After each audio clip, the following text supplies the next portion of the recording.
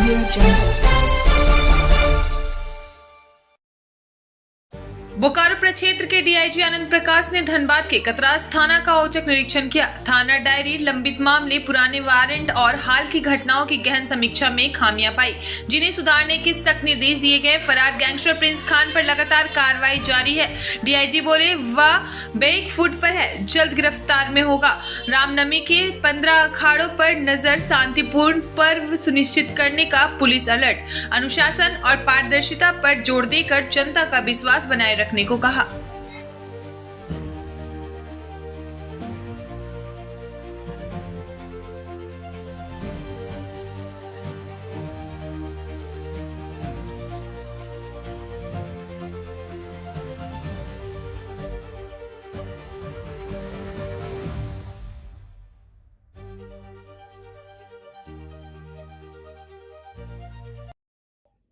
ये हम लोग का वार्षिक निरीक्षण होता है थानों का।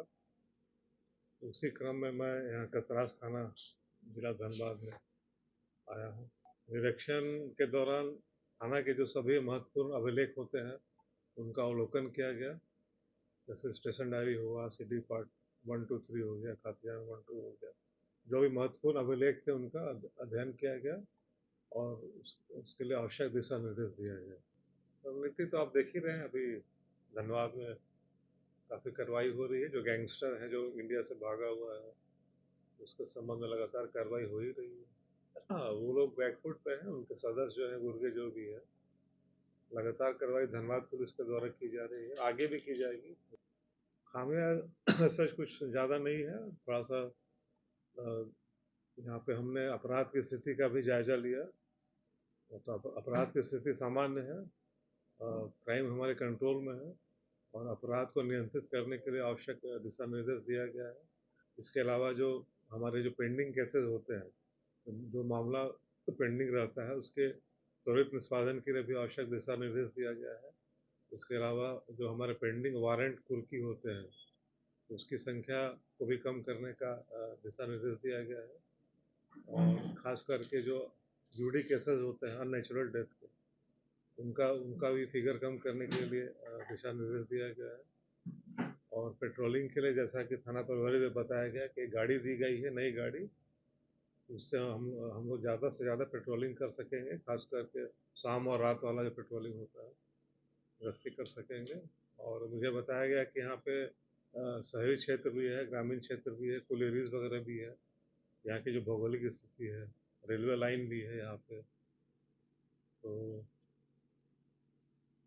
अभी थाना प्रभारी का लगभग 1 सप्ताह पहले ही यहाँ पे हस्तांतरण हुआ है, तो हमने उनको सभी आवश्यक दिशा निर्देश दिया गया है। और ईद और सरहुल को काफ़ी शांतिपूर्ण तरीके से यहाँ से गुजरा है। और हमारे पास अभी जो चुनौती है वो रामनवमी की है और इस थाना में भी 14 अखाड़े हैं जो जुलूस निकालेंगे। उसके संबंध में भी आवश्यक दिशा निर्देश दिया गया है।